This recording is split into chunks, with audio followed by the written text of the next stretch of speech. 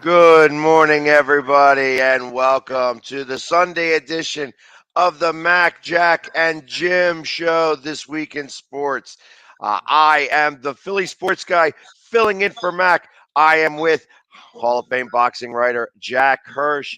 And of course, you do not see Jim Jeffcoat. He got his day off. He's on vacation. I tell you, I really have to get my contract worked out. My agent is just not doing his job where everybody gets these vacation days. This is the Mac, Jack, and Jim show, and Jack is the only one here. Yeah, I hey, mean, it's it reminds me of when I played Little League. It would be raining early in the day, then the rain would stop. I'd go after school. I would show up at the field ready to play, and no one would be there. I'd see some puddles on the field. No one would tell me the game was canceled, but this game goes on. exactly. The show must go on, and I'm just happy to be able to fill in that spot. When you call in a reliever, you might as well call in the best. At least I think so. Yeah. Listen. You're like a great utility play. I mean, I'm a Yankee fan. You're like DJ LeMayo.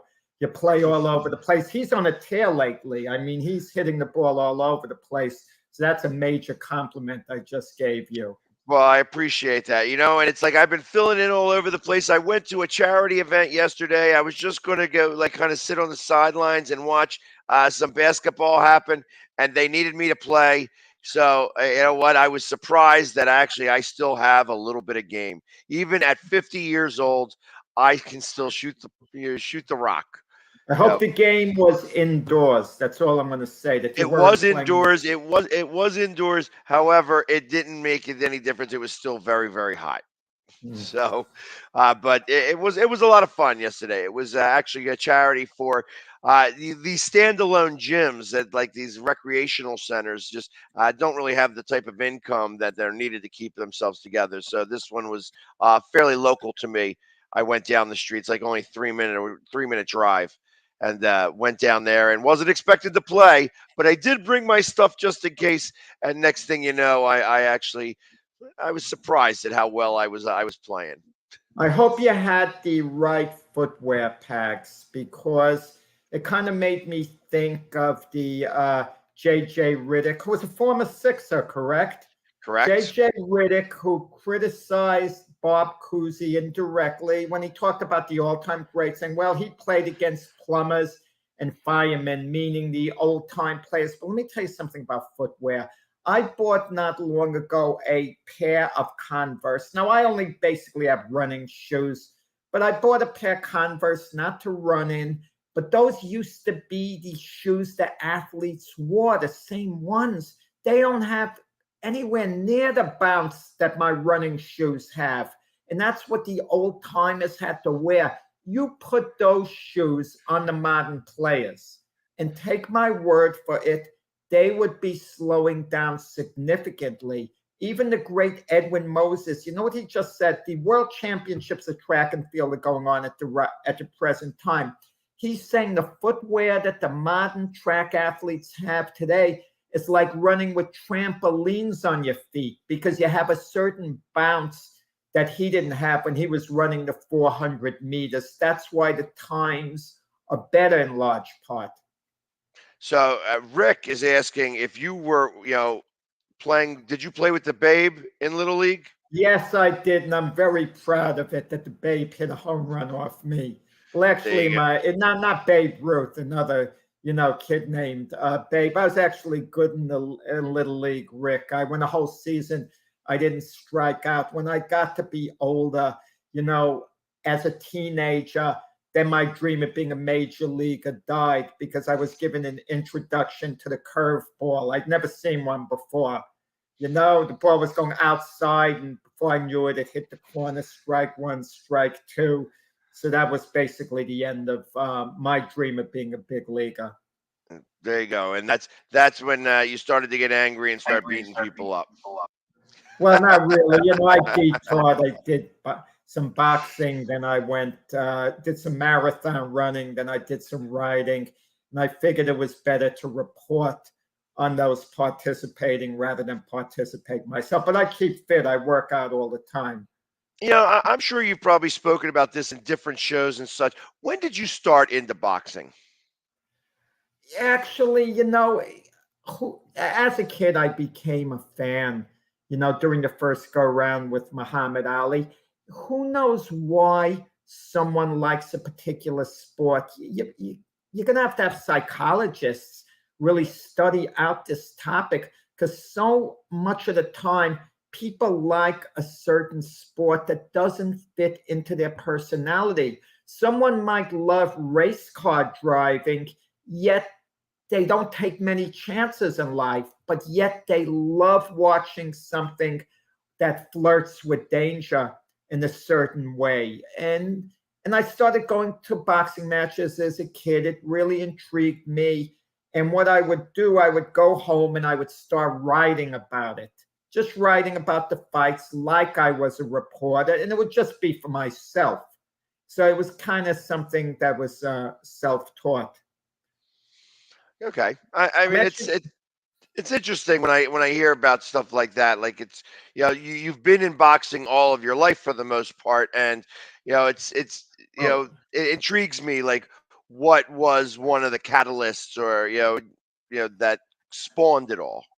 I enjoyed the excitement, the individual competition, the one-on-one, and listen, I love other sports as well. I mean, baseball, football, basketball, and you know what it is? I noticed there's so many sports now.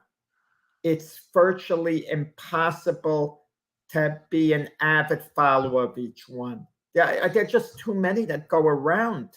I mean, and not just men, but women as well. So every sport seems to be split. Baseball is Major League Baseball, but there's a women's softball league. Football is the NFL, but then there's the USFL, there's the XFL. I mean, basketball, NBA, WNBA, college, all the leagues, soccer, you know, which is a Right. favorite of yours, and soccer's taking the biggest hit, in this. Listen, what do we have? What's going on with your Phillies here? Let's forget about me. That's a terrible way to start a show, Pags. You're having a rocky first inning. I'm going to tell you that. It's like you've walked the bases loaded. You got to get Yeah, out of this, Jim. No one but gives a that's darn hey, here listen, about me. and They just want to like hear why Alex the said, Phillies are losing. you call me up when the bases are loaded and you need 3 strikeouts because I could definitely throw the The heat when it's Philly ready. bullpen isn't that good, Pags. So what are you talking about? You know what? And let's bring on Keith Engel to add into this mix. Since I'm going to get beat up, I might as well get beat up by everybody. Oh, I Keith won't. is our show's version of Jason Papelbaum. How's that? Is Hey, that a Jason good? Papelbom is like the leading save getter in Philadelphia. The all-time I don't believe saves he's leader. come. I don't think he's coming back as long as Bryce Harper's there. By the I way, say he's a Red Sox as far as I'm concerned. didn't he and Bryce Harper get into it in the dugout in Washington one Yes, year? they did at one point. Yeah. So, and they both played it off, saying that it was just competition and that they were angry and such, and they both got fired up. But I remember, he put like a chokehold on him. Yeah. It was pretty intense. Let me tell you, Jason Papelbon is kind of a little bit in the news with nonsense, and I shouldn't mention it, but when nonsense becomes news, we tend to follow up and talk about how silly it is. He wants a documentary done on the little scuffle with Varitek and A-Rod. All that happened was A-Rod was annoyed that the pitch was too close to him, and Varitek stuck his glove in his face. That's all that happened. And they had a scuffle. The dugout's empty. They broke it up. It was nothing more than that in reality. There's Nothing no more full than documentary. Jesus. nothing more than that.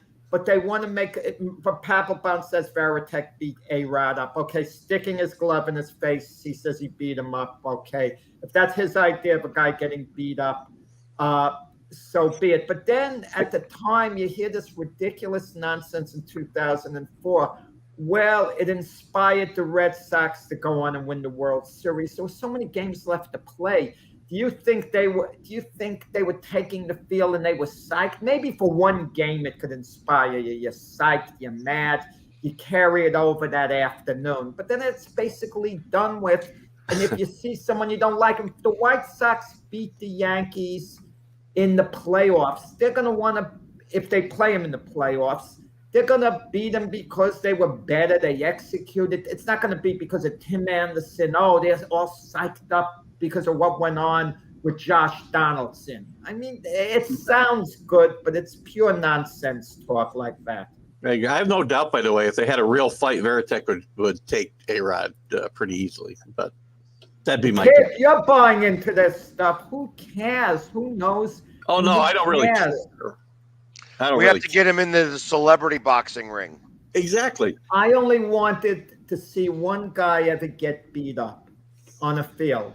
And that was Armando Benitez after he drilled Tino Martinez in the back, because that was so disgustingly flagrant. He should have been suspended. You know, Armando Benitez should have been put in jail. He should have been thrown in jail for like a couple of weeks. Deliberate assault right in the back.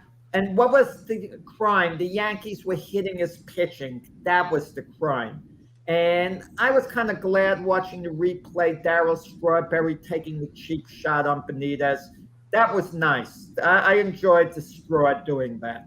That's something that's more likely to inspire a team than what you mentioned before with Varitek and A-Rod, right? And I would argue, too, if you want to do a documentary about a Red Sox-Yankee playoff scuffle, maybe Pedro and Don Zimmer would be better than Varitek and Pedro got a bad deal in that, Keith. I know it was kind of. I don't think Pedro really threw him down. I really don't. Pedro's hands went in motion get away from me. He didn't really throw him down. No, Zimmer was losing his balance, and Pedro put his hands on him a little bit because he didn't really throw him down. And Zimmer was attacking Pedro, and Pedro was backing off. It was like, get off me, with his hands. It was like an Ole. It was kind of an Ole thing, and his hands were near him, and it looked bad. When you watched it in real time, it looked really bad. But it looked like he was see-through him, but it really had nothing to do with it. And you could tell that even that it was more an embarrassing moment for that coach. I remember that all happening, and it was just like he was like beside himself. He's like,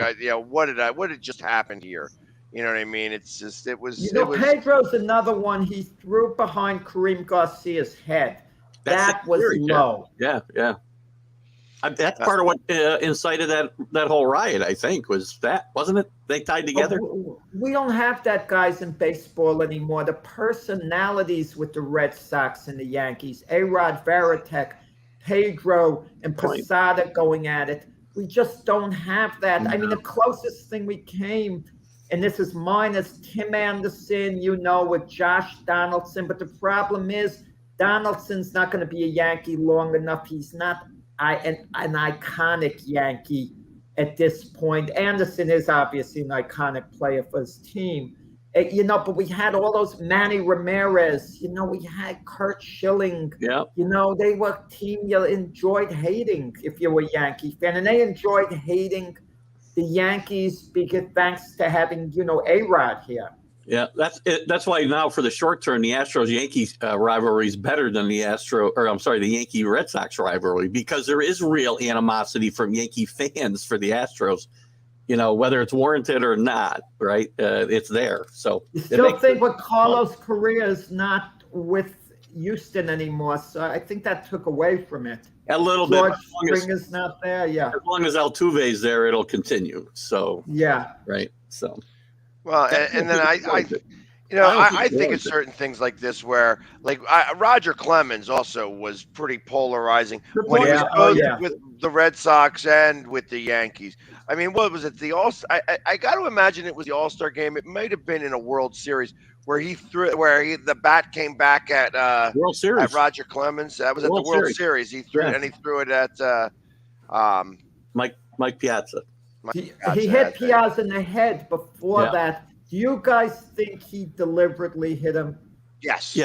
Absolutely. There was an animosity between them. We're unanimous. That's his personal. And Al Leiter says, "Oh no, it was an accident." Al Leiter, who was his teammate, was Piazza's teammate at the time, claims, oh no, Roger didn't do it intentionally. It was an accident. And I think Roger He didn't mean to hit him in hit the it. head. I think he probably meant to hit him in the shoulder and scare him, or just I those think things. I think he threw it at his head, and then he realized after what he did, and he felt terrible about it, Clemens. In hindsight, you don't know what kind of roid rage was going on the mound at the time either. So it's possible he just lost his mind and tried to drill him, and who knows what else. Now, that World Series moment was the worst excuse ever when Clemens said, they said, why'd you throw the ball or the bat at him? And he said, well, when I picked it up, I was confused. I thought it was the ball. But you don't throw the ball. Why would you throw it at him? I don't think it was thrown to Piazza. I think Clemens just threw to get rid of the bat. It went near Piazza. Yeah. That was I think he was so focused into pitching, Clemens, he didn't want to get distracted. And it was the weirdest play. Have you ever seen the play that weird? Piazza's running towards first base. Everything was out of whack. It was like crazy. That story from the time Clemens hit Piazza went on all summer. Because if you remember right, the Yankees and Mets obviously were playing 2 series a year at the time, and they had to make up a game. They played a doubleheader, 1 game at Shea, 1 game at Yankee Stadium the same day, I think on a Saturday. Yeah, that was the literal Subway Series. Yeah, the Mets had 1 shot to get Clemens because he was pitching that day in Shea Stadium, and the pitchers had to hit then. And Sean Estes was on the mound and he threw at him and missed him by about 15 feet. And obviously, that's it. Umpires warn people that they have their only shot to get them. Yeah, the ironic part about it, Piazza after hit Clemens really well. I remember the game he had a home run. But Clemens said after, and this was interesting, he says, well, I couldn't pitch Mike inside. Clemens was actually intimidated after. The last thing he wanted to do was come close to Piazza with a pitch.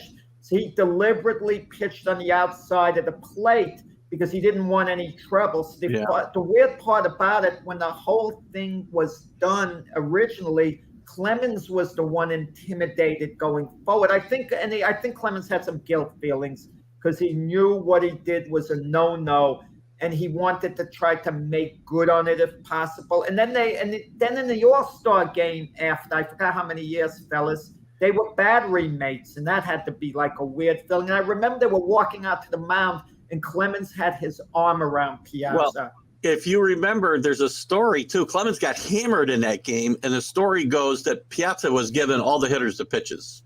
And Clemens got absolutely hammered in that game. I can't believe that. It was an all-star game, right? We're talking about an all-star game. Yeah. That's why. That's it, because that game didn't matter and didn't mean much. And I think there might be some veracity to that story, Jack. I really do. Wow. I absolutely believe that. If they were on the same team and it was like that and it was a meaningful game, I don't see that happening. But in an all-star game, absolutely. Yeah. Absolutely. Wait, just had something. One of the pitchers in the all-star game, darn it, I forgot his name, was complaining that the catcher was calling every pitch to Albert Pujols to be like on the inside where he can actually hit it. Every single pitch he was calling the same way to Pujols' strength to give Pujols a chance at success. And I don't think it makes a pitcher who's a competitor that happy, even though it's nice for Pujols to end his career with a home run in the All-Star game. Pitchers, a lot of them don't want to give that up. They're not that sentimental. They want to look good at the All-Star game themselves. Yeah, there have been moments, I'm sure, where somebody served something up for somebody, to just at the end of their career. Whatever. Remember, go to change the sport a little bit. Remember when Brett Favre took a dive for Michael? That was the first thing. The first thing that came to my head as you just made that statement. I'm like, well, look at what Brett Favre did. Yeah. You know what I mean? And right. I'm sure the one person who wasn't real happy with that was Mark Gastineau. Yeah. I would not have counted that if I was the NFL because Favre tanked it. Can you really? He tanked it. I wouldn't count it. And if you slide, is it a sack? That's the thing. That was the problem. And the problem was that he told him first. He went up to him and told him. They actually had the camera where Favre said something to him. They showed that, and then they didn't show it ever again because I remember watching that game and Strahan But let me touched tell him. you, if you're Favre's offensive lineman and you're trying to prevent Strahan from getting the record, these guys are working hard all game to keep Strahan in check, and they were doing it. And then Favre sold out his own team. Yeah, I He would be sold mad out at his all own the linemen. teammates. Think of it. All the hard work they were doing all game, and then in the second half, he tanks it. He gift wraps it. Maybe there should be a rule like baseball has catcher's indifference. You don't give somebody a stolen base if they just let them have the base. Well, maybe there should be quarterback indifference for sacks. If you just give it to them, it's not a sack. So, By the way, you know what? I think that they were not counting sacks for long enough to be able to make those types of rules. yeah, good But point. I do feel that. So I mean, obviously he was given that one sack, but realistically, he earned all the other sacks. Yeah, good So point. No, I agree. I mean, And would you want it that way if you're Michael Strahan? Would you want it gift wrapped? Oh, yeah, Strahan. do you think it matters? They don't. don't. I mean, we know about it because we're this old now. But realistically, over to that time now.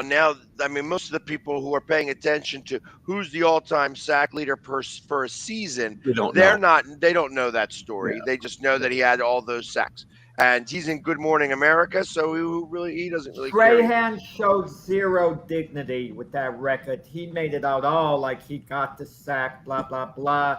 No acknowledgement that it was kind of gift wrapped for him, and that kind of turned me off a little. What was that, Al Downing? Rick asked taking a three-day weekend. I don't think he really grooved it, but I don't know. Whatever. Just an answer to Rick here. He's taking a 3-day weekend to the Turning Stone Casino. Is a Boxing Hall of Fame worth a visit? Yes, but not for a full day, Rick.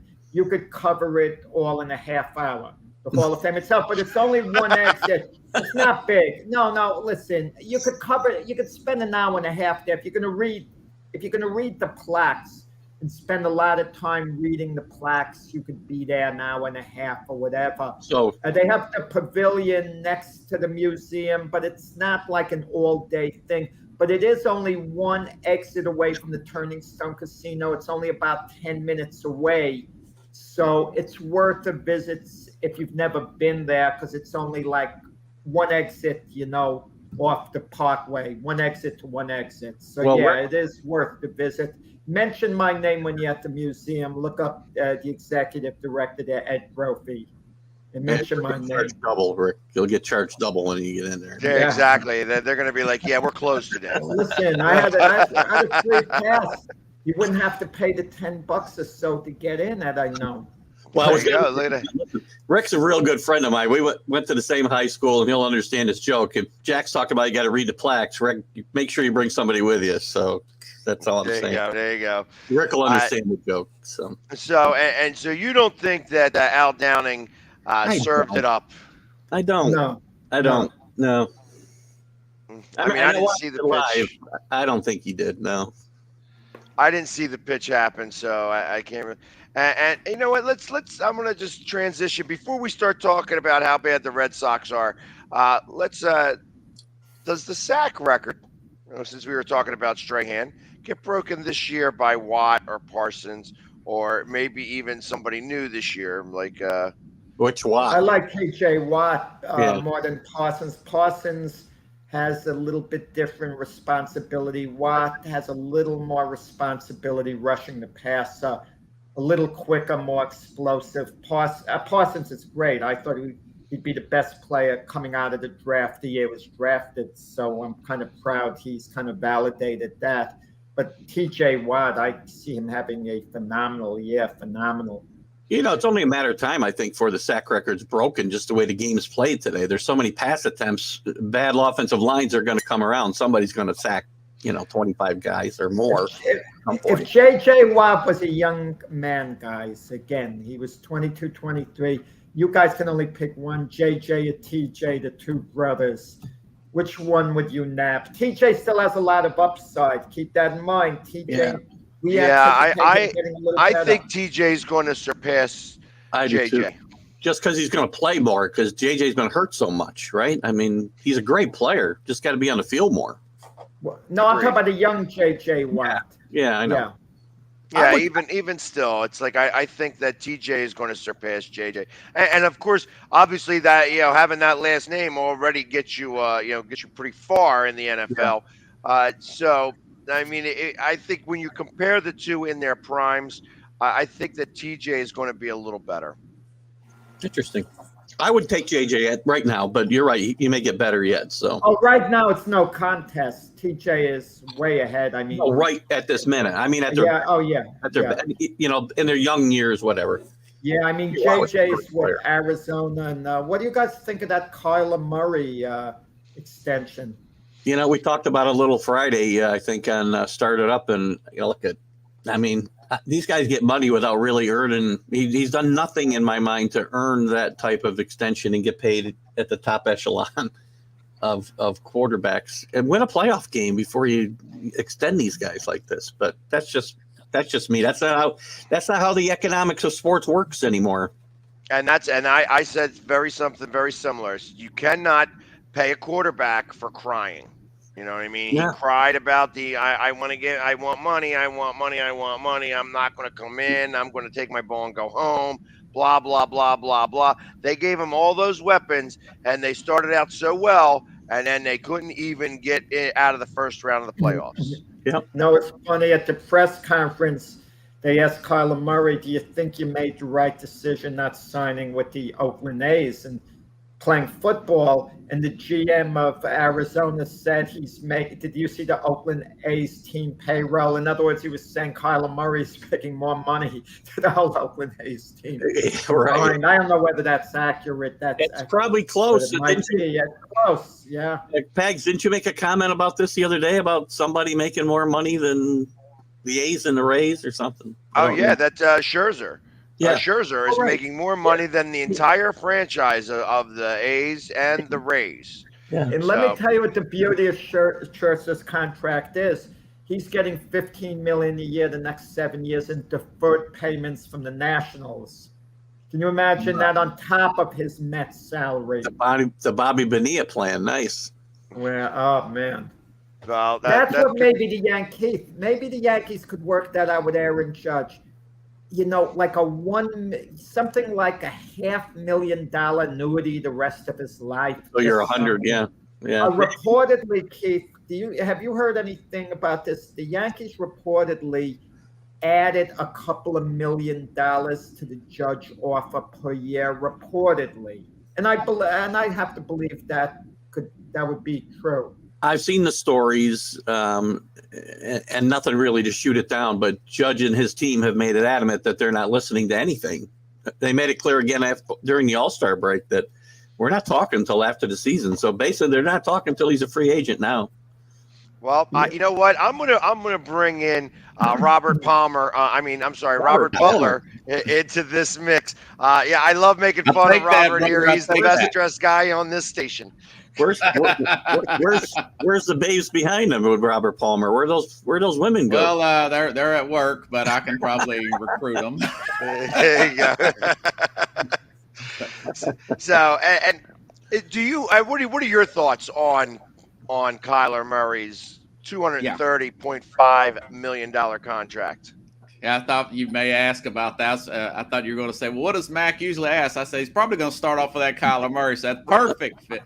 Perfect, Jamie. I look back. I understand he's had injuries the last couple years, particularly last year.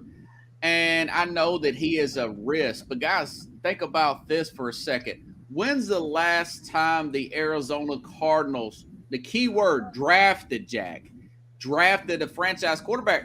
I had to go back to 1997 and Jake Plummer. Jake Plummer. Kurt Warner and Carson Palmer, they wouldn't count. So I think it's probably worth the risk. If you look at, they had to move on from Josh Rosen after 1 year, and look, that turned out to be a good move there. Rosen's been a journeyman quarterback. I think he signed on as a backup with Cleveland this past week. So they may pay for it with injuries. They may very well fire Cliff Kingsbury even after extending him, I think that was probably a preemptive move to keep Kyler Murray with Arizona and not even looking at the idea of playing baseball. Yeah. Rob, I think it's important to point out to Pags, $160 million is guaranteed for Murray as opposed to $230 million guaranteed for Watson. So no matter what the top number says, it's always the guaranteed money. But $160 million is quite an investment, with that said. Right. No, and I agree. I don't believe that he's worth it. And again, I just feel that a quarterback that is always whining about the money that they're making is not ever really going to do what they're supposed to do. And that's part of the thought process that I have under this whole thing. I felt like that he kind of tried to hold them at bay. You know, he wasn't going to go to the Oakland A's. He wasn't going to make any money there. I mean, obviously, we just had that conversation a second ago that Scherzer makes more money than everybody in Oakland. You know, and I still firmly believe that they probably have to pay for the soda that they buy in the clubhouse. But if for some crazy reason he decided to play baseball, I don't think he's tied to the A's any longer. I think he could go where he wanted to go, but I'm not sure how that would work. But, you know, that draft is long ago when he got drafted by the A's. So not that he's going to do that now, but. Yeah. Right. Yeah. I just think Arizona just, I mean, they've waited so long. Who are you going to trade him for? You know, it's one of those deals where you kind of you sense a little bit of fear. I mean, Jamie, I don't know if you've been down to Arizona. Sometimes they still got opposing fans outnumbering the Cardinal fans. Yeah. Even nowadays, Green Bay, Pittsburgh. So I get a sense that they just want to keep this guy, to keep this team relevant. The excitement he's brought, I'm looking at it more from that basis. It is really high risk though. Yeah, he's got some maturity issues. He's not a leader like a Lamar Jackson. Jim Jeffcoat brought that up last week. He's a better passer than Lamar, but there's probably, I would imagine from everything I'm hearing, Larry Fitzgerald's dad, Larry Fitzgerald probably said something about it, that maybe there's some maturity issues. But you got to look at the way how desperate they are. It's not a Philadelphia. That would be interesting to see how the fan base there or big market like a Jets or Giants would react to this. You know what it is? When you make this type of commitment and guaranteed money, you're stuck with the guy basically the next 3-4 years or whatever. So it better work out. And I can't get it out of my head in the playoff game. And let's forget the maturity issues where he took the team logo off his Facebook page, his social media thing. He flipped the ball underhand on an interception. I mean, he totally unraveled in that playoff game. And that concerned me. Is it the possibility, guys, that he may have just peaked already and he's sliding backwards? Kind of like RG3. It's possible. And maturity is an issue there too, as well. I mean, you got to mature and be a leader. So one of us mentioned a leader here, and I talk about it a lot. You know, I saw Carlos's comments, and this is always Carlos's deal. His stats are good. Well, I don't care what your stats are. It doesn't make you a leader. You know, and you need who's got really great stats? Dak Prescott. Yeah. You know who doesn't win a lot? Dak Prescott. Yeah. Right. You know, I mean, they win a lot of those regular season games, but a lot of those yards that he gets, you know, it's like I'm tired of hearing, he had a 400-yard game, he had 4 400-yard games. Well, yeah, he also lost 4 of those games. You know, so it's like at what point, you know, when you hear about quarterbacks throwing for 500 yards, which happens on occasion, you know that most of the time when a quarterback throws for 500 yards, that goes as a loss. Makes sense. They sense. don't win that game. Yeah, it makes sense. You know, so and that happened in the Super Bowl. You know, of course, I get to say that because we beat them 41-33. But it's I don't know what you're talking about, by the way. Yeah, I know. You guys don't acknowledge wins. Neither did Giselle. Giselle was like telling the kid, sometimes Daddy's got to let the other team win. I got some foggy Super Bowl Sundays, you know, Giants and Philly games. I don't know. Yeah, he just didn't like playing the NFC East in Super Bowls. No. He's 1-3. So, but I mean, I don't know. Just I don't think he's worth that type of money. That's really what it comes down to. And they're setting the market for all these other quarterbacks. It's like because if you got Kyler Murray to compare yourself to, and a guy who hasn't played in over a year to compare yourself to, at what point it's like, okay, Nope. it's like I want to go to arbitration and get more money. It's like obviously he's not. These quarterbacks don't deserve Aaron Rodgers money, but Hurts is going to be able to go up for a contract if they were to win the NFC East this year and go to the NFC Championship game. How do you not give Hurts the type of money that Kyler Murray just got? What I'd like to address one thing, Robert. I want to get your opinion too, because I talk about this a lot. There's a difference between worth and earned, and I really strongly believe in a free market society we live in. You're worth whatever somebody wants to pay you. You're worth it because they feel you are. Whether you've earned that money is a different story in my mind. So, Kyler Murray, God bless you. Get whatever you can get, but don't tell me that money makes you one of the elite quarterbacks in football because you haven't earned that. You got to win a playoff game or something. Yeah, Murray's woefully undersized, guys. My thing is they're going to have to get a traditional running game there, and I don't know if there's fear because of his height that he can't see over the offensive lineman. He has a tendency to run into the back of his offensive lineman. I don't know if you guys have noticed that or not. But partly that's on him too. Undersized quarterbacks have done pretty well in this league. Drew Brees wasn't, any giant, and he did pretty well. But you have to figure out how to be successful, and Kyler Murray hasn't. He's done things like you're talking about, Robert. You gotta make yourself better. Those criticisms are valid, and you can look at a guy like Hurts, Jamie. I mean, I've been following this guy since Alabama to Oklahoma to drafted by you all. He struggles. I know you watched that playoff game against Tampa. He struggles to make that second read. And you guys have an excellent offseason throughout the draft, throughout free agency. You got a great player. If he's healthy, and A.J. Brown, he is a big playmaker down here in Nashville. If he doesn't deliver, I would say you definitely probably want to move on at this point. He's got, 4 years now in the league, 2 years as a starter with Philly? Actually, this is going to be his third year. Third year, okay. Yeah. So, and I agree. I agree with you, Robert. I said before that I needed to give him 10 games. Now, obviously, 10 games is more than half the season, and if he doesn't fit the bill within those 10 games, this is going to wind up being a lost season. And I feel like that they are going to be very quick, kind of to pull a trigger here. If the first 5 or 6 games he's not doing what he needs to do, they're going to be very antsy because they've kind of set themselves up to try to win now. Yeah. They haven't necessarily put in all their chips, but they've gone above and beyond what I expected them to do. And they're nervous about the offensive line. I mean, because they want to do stuff for Jason Kelsey. Lane Johnson's getting older. This offensive line is probably going to be one of the best that they've had, in this regime for a long time. And they don't, once those guys start to, once you lose the best center in the league, there's only one guy that can be that guy. You can't just have somebody fill in and hope that that's going to make a difference. So yeah, they have a loaded defense there.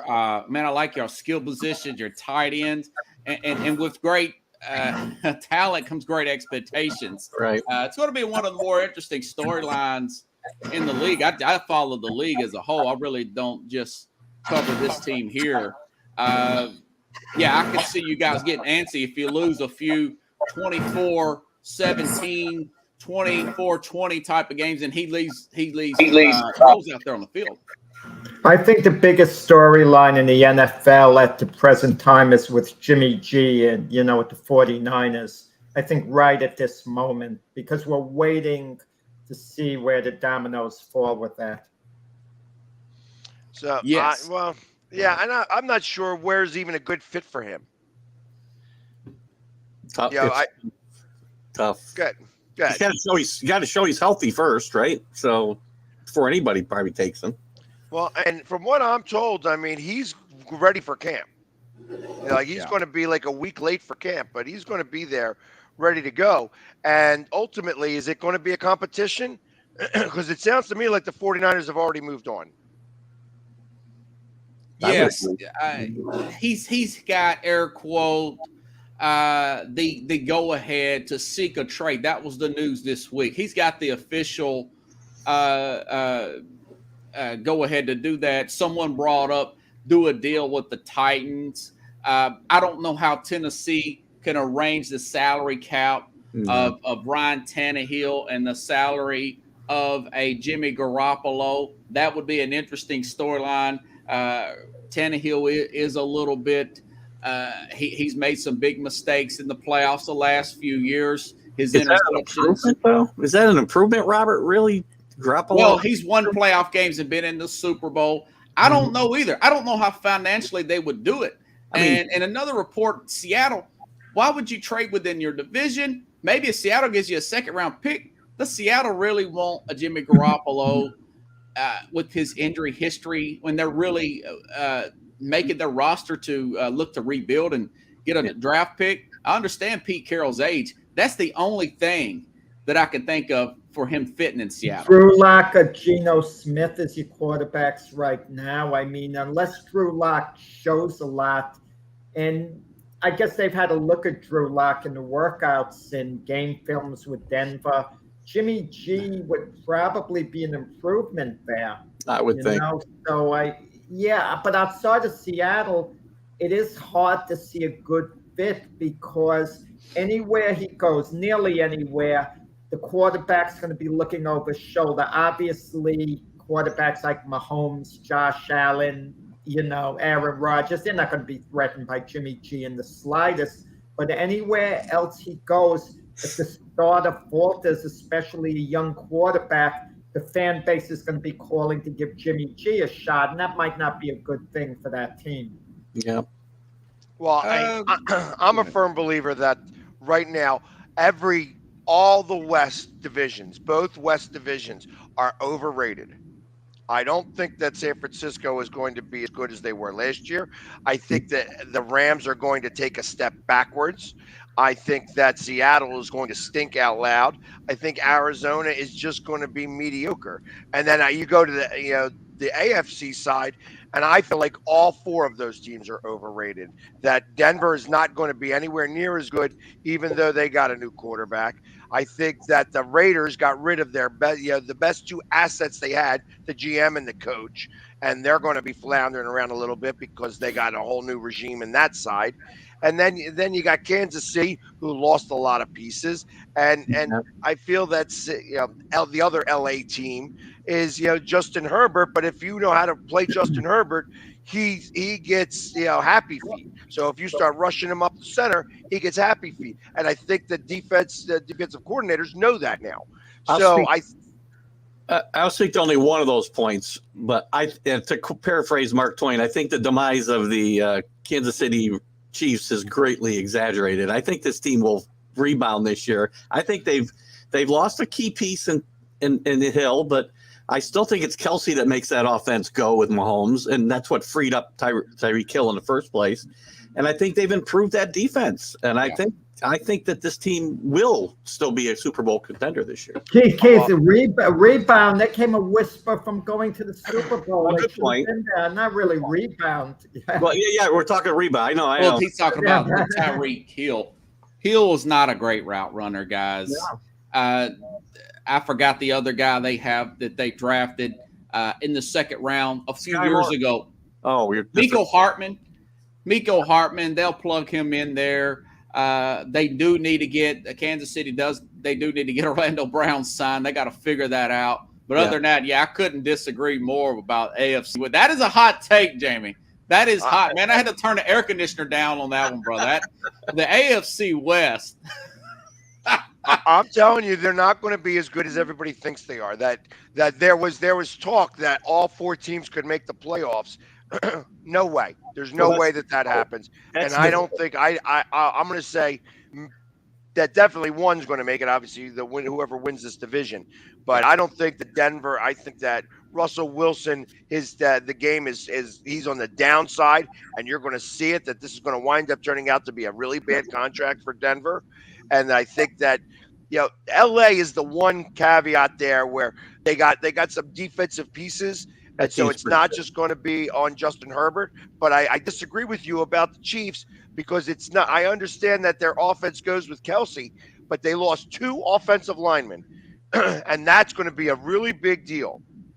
I mean, so I feel that that Mahomes is going to be running for his life a lot more than he's used to, and it's going to cause issues. It's going to have a ripple effect, and they're not going to do as well.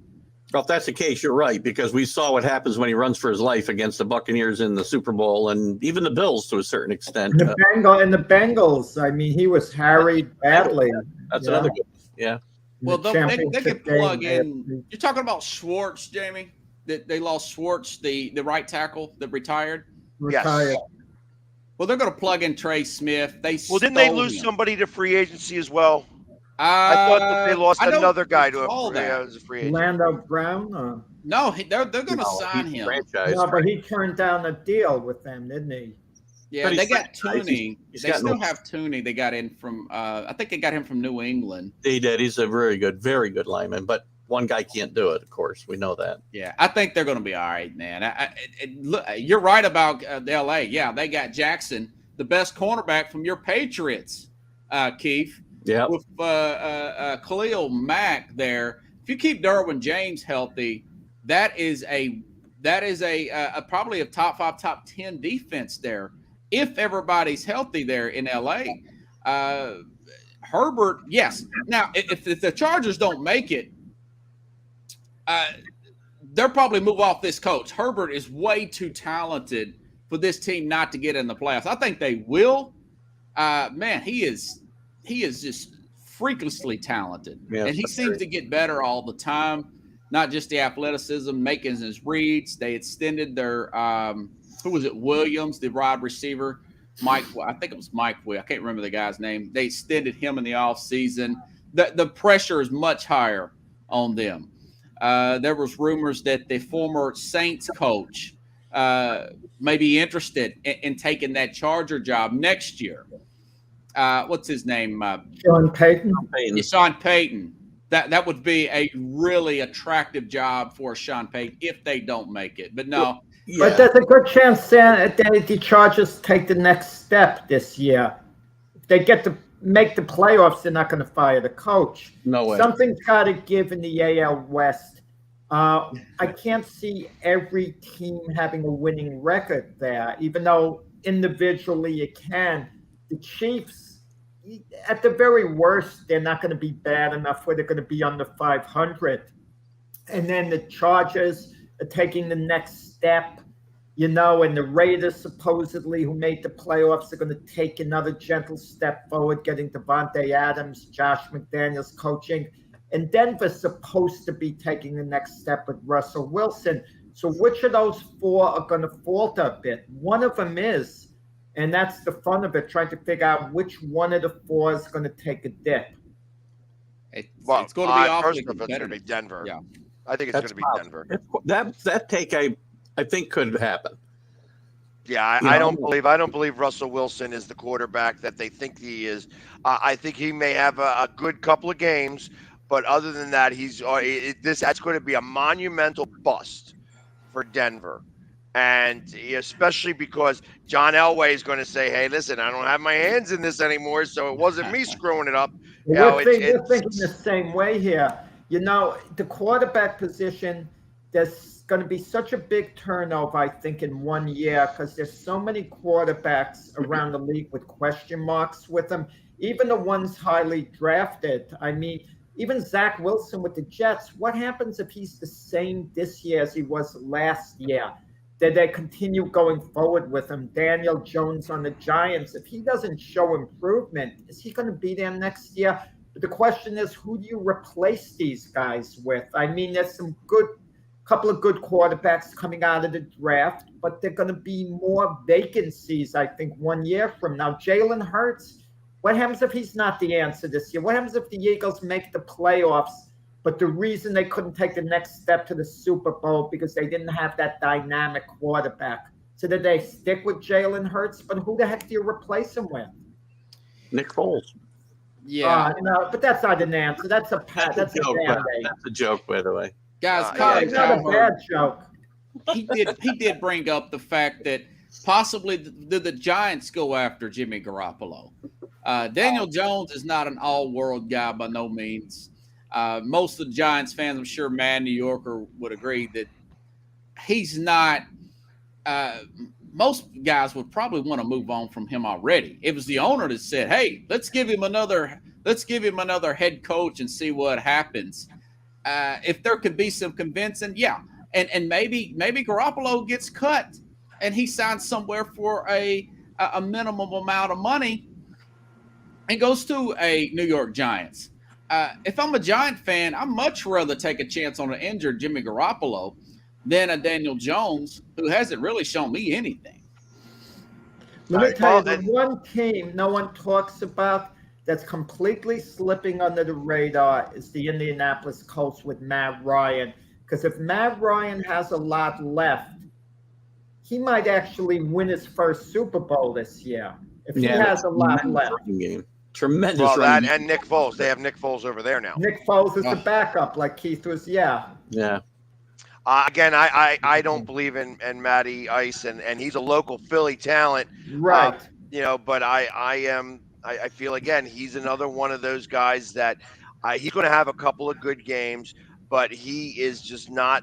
He's not the quarterback that led Atlanta to the Super Bowl, and I feel like that's the thing. I feel like that he's not going to be able to live up to the billing, and I feel that at the end of this season, Indianapolis is going to say, "Well, maybe we should have kept Wentz."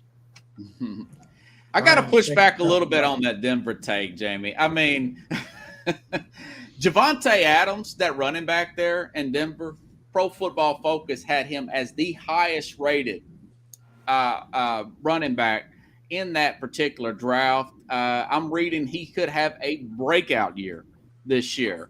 And you look at that running game. This is the first time Russell Wilson's been with an offensive-minded head coach, guys. In Seattle, Pete Carroll's been picking the players. You Jet fans up there, Jack, y'all are still getting the dividends off of the safety. Mm-hmm. 2 first-round picks for Jamal Adams. You look at Denver's roster, Randy Gregory there, Bradley Chubb. They got 2 of the better corners purchased for 10. He's not going to have to do much. He's got an offensive-minded head coach there. They could be a tremendous wild card and go the distance. I mean, I don't think they're going to be a complete bust. I totally disagree with that. Now, I don't know if he's going to go all the way to the Super Bowl, but they have a really good roster over there. It's just in Denver, people don't really notice it because you're playing in a division with Patrick Mahomes and Justin Herbert. Remember, they had guys like Drew Lock, Teddy Bridgewater, players that are hurt all the time and way overdrafted Drew Lock. It's a tremendous wild card in Denver. They're one of the more interesting teams to follow there. And I didn't mention Jerry Jeudy. But it's very possible Russell Wilson is rejuvenated going to Denver.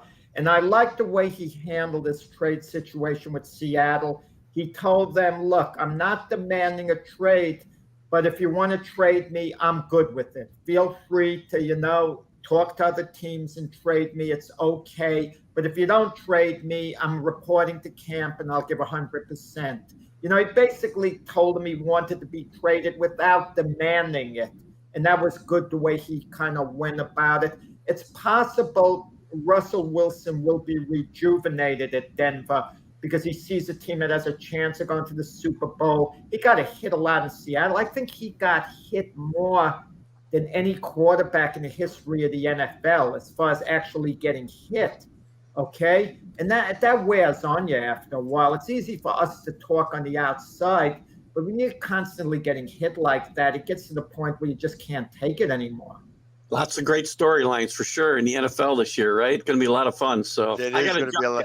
It's been a great Yeah, I was going to say, why don't we take a quick break? We're going to have Robert be able to stay on for a few minutes on the top of the hour, but we'll say goodbye to Keith. Keith, thank you very much for coming on, and we'll be right back after these commercial messages. Happy Sunday, guys.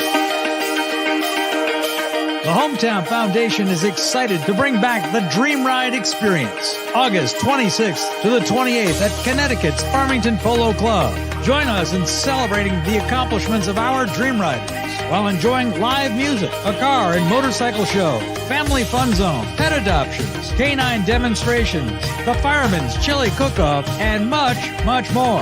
Get your tickets today.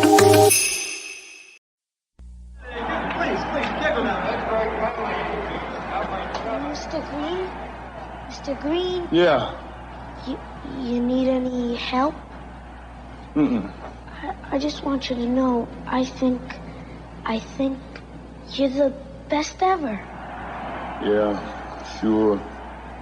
Want my Coke? It's okay, you can have it. No. Really, you can have it. Okay. A Coke and a smile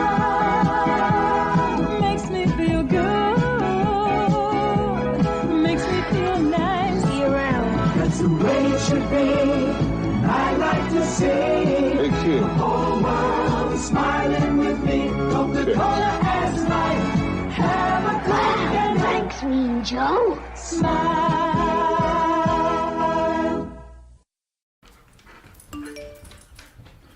Trisha's having a sleepover tonight. Can I go? I wonder about Lucy's friends.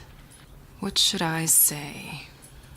I know you're only 10, but one of these days a friend will offer you a drink.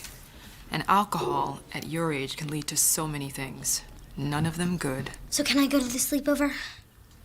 Lucy, I want you to promise me I something. finished my homework. Bigger promise. If there's any drinking, I want you to say, "No thanks, not my thing." Mom. I promise you. Your real friends won't care. Deal? Sure. Really? I promise, Mom. They really do hear you. Did you pack your toothbrush? For tips on how to start the talk, visit underagedrinking.samhsa.gov. A public service message from the Substance Abuse and Mental Health Services Administration.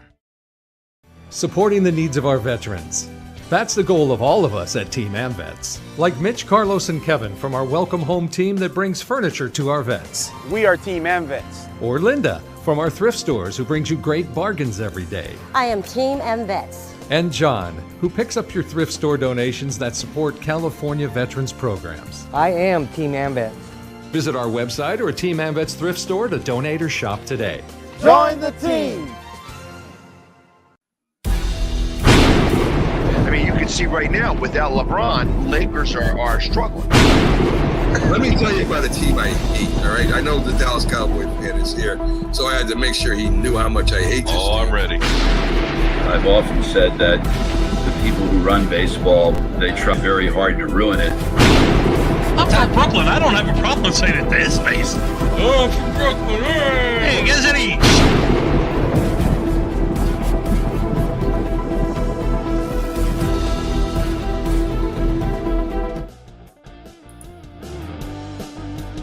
Hey, buddy. Hey, and we're back. Jack will be back in just a moment. But it's I never get to talk to you, Robert. It's always we're always passing like ships passing in the night. So I have to ask. Where are some of your allegiances when it comes to sports? I know that you report about a lot of different things, but you're being in Tennessee or Nashville. I assume that you are a Tennessee fan. Right, the Titans, Tennessee football in Knoxville. I mean, I'm not going to lose any sleep if both of them lose every single game, because I do a lot of fantasy and talk the league as a whole. But yeah, I would like to see the Titans win a Super Bowl and the University of college football in this part of the country, Pags, is huge. I don't know if you're a Penn State guy or not, but we pay a little attention to the college game. We don't take most of the regular fan base in Nashville. We don't take Vanderbilt serious. We know they're academic, medical school. I do carrier work for the hospital. They're like 17th and 20th and one of the best hospitals in the country. So they want to, put their pride into that. And that's fine. We need more doctors, right? But you see, University of Tennessee, the Titans, not a big hockey fan. I like the Grizzlies down in Memphis in the NBA. I like what Ja Morant's doing down there. I do follow the NBA. So you kind of get, I'm all state like yourself. Yeah, okay. I mean, and listen, I think about Tennessee baseball. Tennessee baseball, that team was actually doing really well, and then got upset. I think was it by Notre Dame? They got knocked out of the World Series, the College World Series from Notre Dame. But they were actually expected to win it all. They were the number 1 seed for most of the year. So, but I had to ask because I always hear you talking about other things and never really talk about Tennessee. What's the biggest story in Tennessee sports? I'm just guessing now. It would be Ryan Tannehill maybe under the microscope and Malik Willis in the background. That would just be my guess, but correct me if I'm wrong. Yes, the development of Malik Willis. Can Tannehill brush off those interceptions? He said that he had to go to therapy, guys, for throwing those 3 interceptions in that Cincinnati game. Yes, it annoyed me for about 3 days, Jamie. They were the 1 seed. I thought they were going to win the whole thing. I wonder what Joe Willie Namath, who used to throw 5 interceptions a game, gunsling. If he went to therapy, Broadway Joe would have had a night out on the town, get hung over and forgot about it. That's a different era, but yeah. I agree. He probably just went out on the town and it didn't matter. That's why they called him Broadway Joe. He had a very short memory, and that's why he could throw 5 interceptions in a game and then come back and throw another 5 interceptions in a game. So, but I normally get when I'm listening, you're the one telling us all the big stories in sports. What are some of the scoops that you have today, Robert? While we got you for a few more minutes. Those 2 storylines, guys, Jimmy Garoppolo seeking his trade and Kyler Murray are probably the 2 biggest ones. I'll have to look at some of my notes for Tuesday's program. Kirby Smart in the college. Yeah. See, college is huge down in this region. $100 million contract for the Georgia Bulldogs head coach. First national championship since 1980 in Herschel Walker. He's also running for senator down there. Georgia is on a lot of people's mind right now. That's a big political thing. Plus, but 10 years, I think it's $100 million contract. Kirby. Yeah, I think it was a little over 11 a year. It was 110. 110. Yeah, 100. I thought it was 112 million. 100 plus. Can you? 11 million a year. This was supposed to be an educational institute, these colleges. And you get a coach 11 million a year. I mean, when I coached in high school, man, I got a procession hourly rate that came out, These guys are over 11 million a year for a college coach. But listen, if they're bringing in the revenue to the school, I mean, what can I say? But we lose sight. They're like a minor league system for the NFL. That's what college football is. And they're separate entity into themselves, of course. He was hired to beat Nick Saban, and that's what he did. The fans are crazed down there. Mark Richt couldn't get it done, guys. Mark Richt recruited at a high level, but he took it to a higher level. And he's out-recruited Nick Saban in some classes down there. And, the stadiums are packed.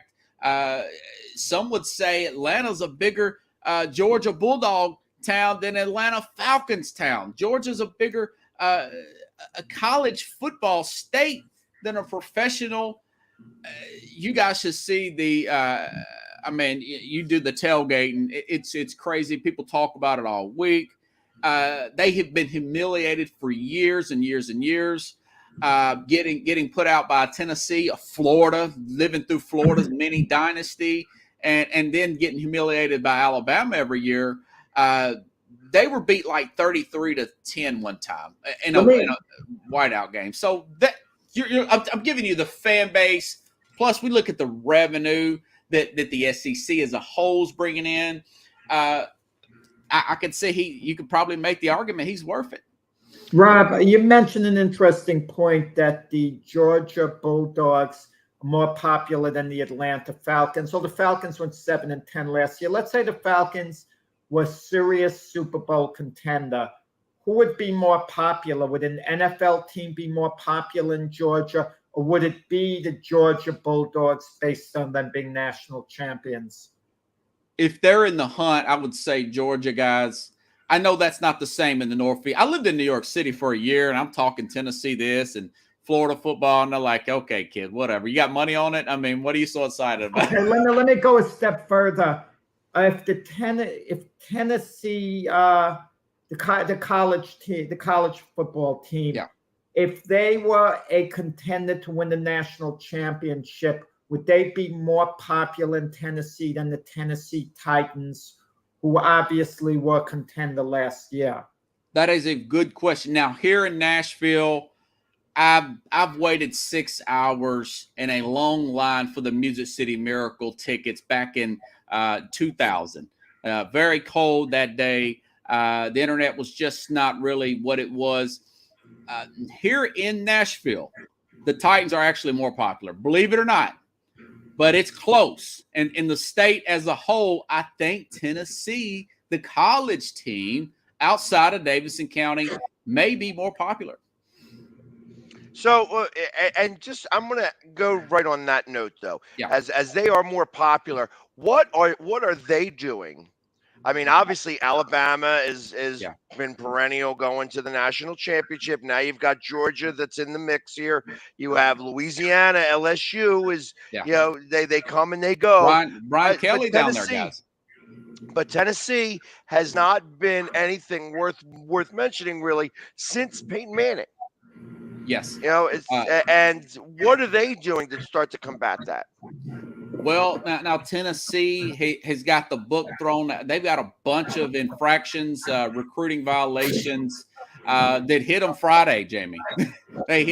However, after reading into the story, Tennessee self-reported those violations and fired Jeremy Pruitt, the former coach here. They brought in Josh Heupel, former quarterback for the Oklahoma Sooners back in 2000. He coached, I want to say, UCF, and Tennessee runs one of the fastest offenses last year in the NFL, or in the college game, and they are one of the highest scoring offenses. They're like top 10 in the country. Now, they can't stop a nosebleed. It's kind of like Oklahoma. Right. Man. They got to get some defensive players. That kills me. I like getting stops too. I'm more of a defensive guy myself, but I don't think they're going to get in a lot of trouble. They've got a player coming in 24, supposedly got an $8 million NIL deal. He's a quarterback. Recruiting's getting a little bit better. They're going to have to show me some more, but this coach Heupel has done way more than I thought he would ever achieve here in Tennessee. We're going to have to wait and see. I don't know what Florida's new coach is going to do. They got a new coach. We know what Georgia's all about. So we're just trying to see if they can win the SEC East. And that's going to be a much bigger division too. Yeah, because the SEC continues to grow. It seems like daily that there's another team joining the SEC. Like I said, I feel like Tennessee's the forgotten state in that whole mix. Yeah. Especially because you have Alabama, Georgia, Florida's got its teams in there, and so on and so forth. So Tennessee is like fallen off the map there a little bit, even though you're saying they have a very prolific offense, but the defense is a little less to be desired. Right, about 40 points a game they give up. Yeah. It's hard to win a game when you're giving up 50 points a game, 40, 50 points a game to score as much as that, because every once in a while the other team does have defense. specifically We're the Georgia Texas Tech of the SEC, Jamie. Got ya. All right. Well, at least somebody had to be. Until Texas Tech shows up, then you'll have that designation. Yeah. Well, we appreciate you staying on a little bit longer today, Robert. It's a pleasure to actually talk to you rather than just say, "Hey, there's Robert," and then bye. Yeah. So- Good chance, Jamie, that I'm going 5 days a week during football season. Love to bring you on my program. You too, Jack. I will keep you guys filled in on that. Well, I have to work it out with the job first, but y'all have a good show. Well, we appreciate it, Robert. Thank you. Have a great week. Here. Thanks. All right, guys. And there you go, Robert Butler here, staying a little bit extra because we are man short. As you can see, there's no Jim today. Like I said, he got that. He got that. Well, I got to contract. talk to Jim. I got to talk to Jim about his 107 sacks during his NFL career. He's in the 100 sack club. He deserves it. I don't mean to take any credit away from Jeff Coat, but I'm inventing a new analytic. This is my analytic, not just sacks, the type of sacks you got. What type of sacks did Jeff Coat get? Did he get 104 of his sacks when the guy was in the pocket stationary and he only ran down the quarterback 3 times? That's what I'd like to know, how you get your sacks. They should be given more credit packs on a point system for sacks if you run the quarterback down as opposed to him just being right there for you to tackle. You tell me. Yeah, but isn't that more on the rest of the defensive line too, where if they bottle him up and he can't run around? Either way, and how many were on a bull rush? Because I think if you bull rush into the quarterback, then that's probably worth more too. So you'd have to really work on that point system a little bit better, so that it can't just be we're going to give you credit for a sack or a half a sack. You're going to be my assistant in working this out, and we're going to let Jeff Coat know he's under the microscope because he had some pretty good players around. They may have bottled the quarterback up, and Jeff Coat was getting the credit for the tackle there. Think of it, right? Somebody had to get it. I mean, it could have been anyone else on that line. Maybe if there were 4 guys involved in the line, Jeff Coat should just be given 1/4 of a sack credit for those, maybe. And everyone gets a 1/4 of a sack credit. Maybe, a new invention, a new analytic, because we're living in an age of analytics today. Well, let's see. I'd like for you to bring that up to him, and then I want to hear what his rebuttal is on that whole thought process. Yeah, where we're saying, hey, we're going to take away. We're going to take away. Listen, under my system, it's helping Jim. He would have gotten more than 107 sacks. I'm sure he bottled up the quarterback for other guys on his team. So maybe Jeff Coat would have wound up with 154 sacks under my system. So we're actually helping Jeff Coat. Well, maybe. I don't know that it works out that way, but I feel like the 2 Super Bowl rings that he has probably speak a lot for. It doesn't matter how you want to work his analytics. He's got his Lombardis, and he's okay with that. I'm sure he's going to sleep just fine, thinking that we could take away some of his sacks. We could give him some numbers on his sack. Either way, he's going to be just fine. But let's transition a little bit from football. We've been talking football most of the day here, and I know that we're just about to get started. Camps have just begun and things like that, and we're getting ready to go to the Hall of Fame. But there is baseball being played right now. And of course, my Phillies start off out of the break with 2 losses to the Chicago Cubs. Yesterday was ugly. I mean, 2 days ago was even uglier. It was 13-2.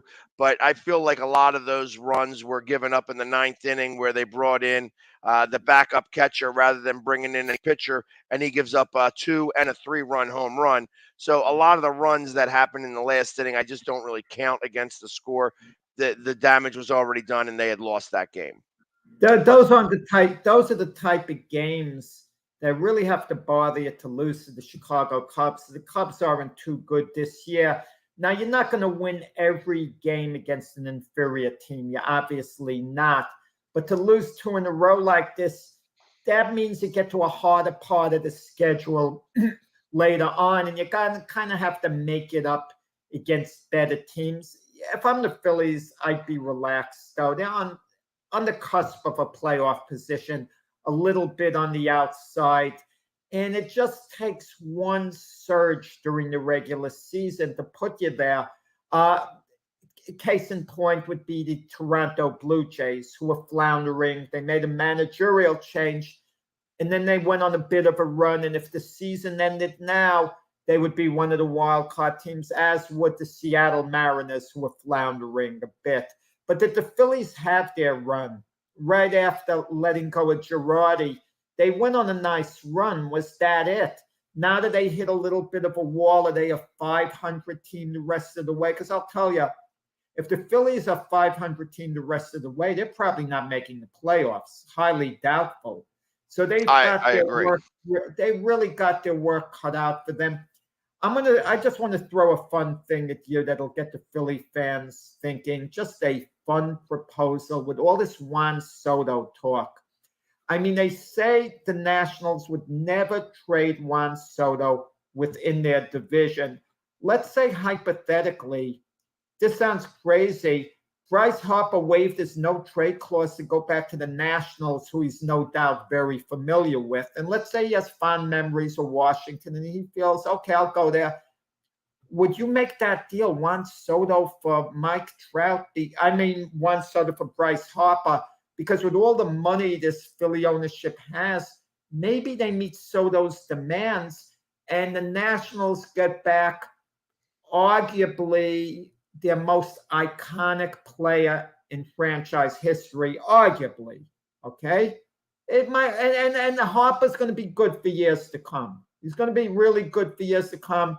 But for the Phillies, Soto is younger and he's going to give you more years. And it's interesting. So this goes down to there's really only one reason why I would not do this deal. And that reason is that I feel that Harper is in attitude a Philly guy. And I don't think Juan Soto is. I think that Juan Soto is not necessarily has the attitude to be able to play in Philadelphia. Because obviously, he's as great of a player he's going to be. He's going to have dips where he's not playing very well. And Philadelphia specifically have, when a player's not playing well, they start to let that player know. They've let Harper know. Harper has not gotten a free pass here. He's gotten booed. He's gotten booed plenty of times. And Harper acknowledges it. It actually endears him more to Philadelphia people when he does stuff like that. So I believe that Juan Soto not necessarily is not going to be able to do that. And you would need to coddle him more, at least in the dugout would need to be coddled more because he's not used to hearing the boos.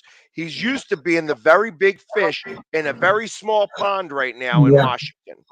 And ultimately, when you come into Philadelphia, you have to deal with the Philadelphia fan. And realistically, baseball falls as I would say the number 2 sport in this town, quite possibly, arguably the number 3 sport to some people because basketball has overtaken it. And I would say that he is the first time he would get booed might be okay. The second time he comes out there and he gets booed, he's going to hear those boos. It's interesting because Castellanos yesterday at the end of the game, they're in the locker room and a reporter goes, so, last night after you struck out, did you hear the boos?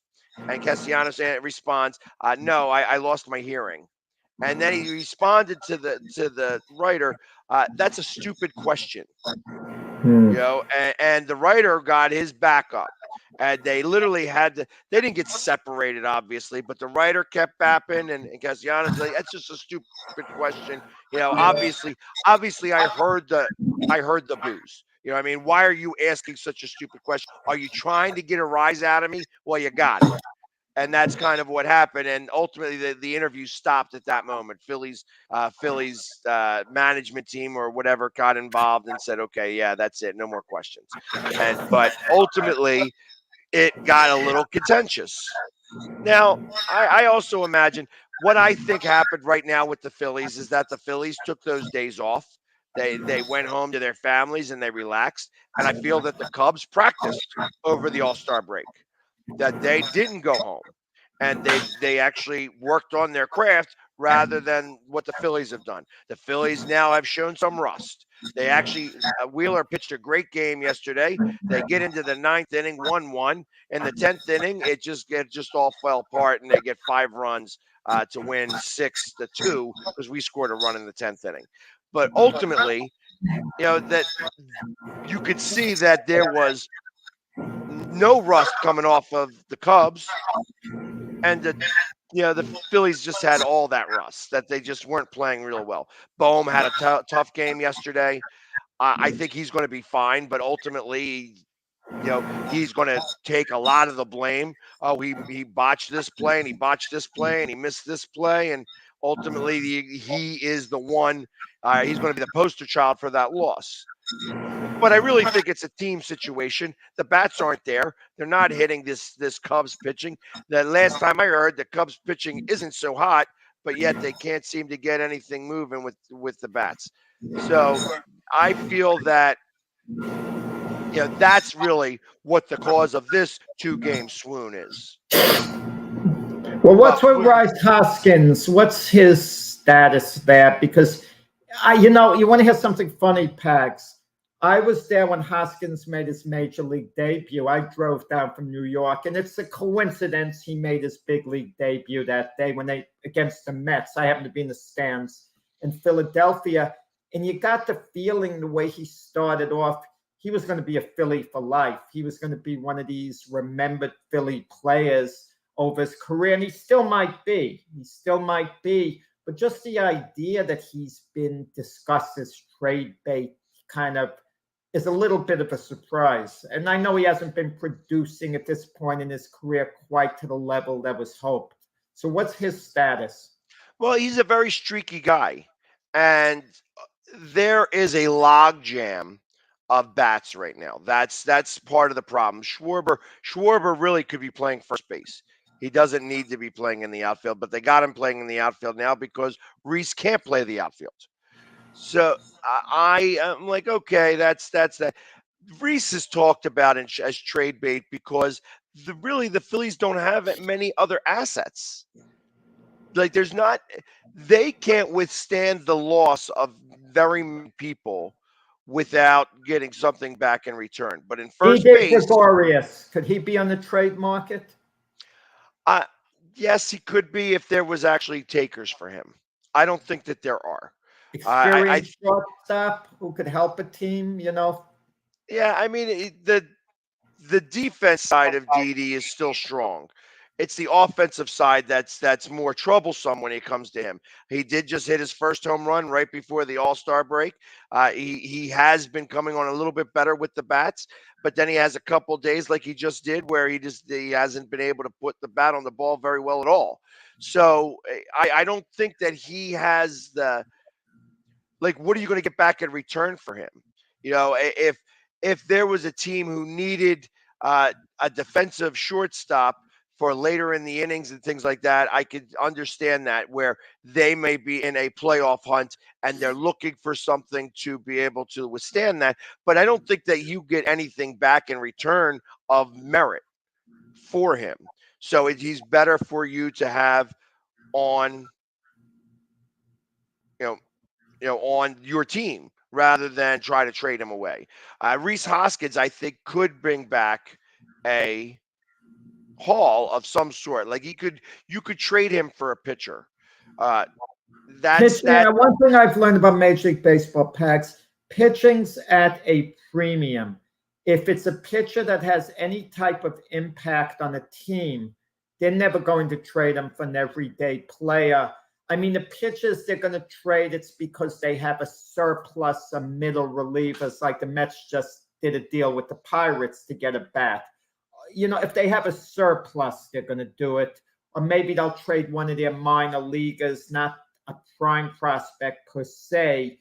But it just doesn't happen anymore. Like hypothetically, if let's say the Mets could sign Juan Soto, but the Nationals would have wanted DeGrom or Scherzer in return. The Mets wouldn't do it. You know, they wouldn't trade super player for super player if one of the super players is a pitcher. When I was a kid growing up, the big question was, who would you rather have, Sandy Koufax or let's say Willie Mays?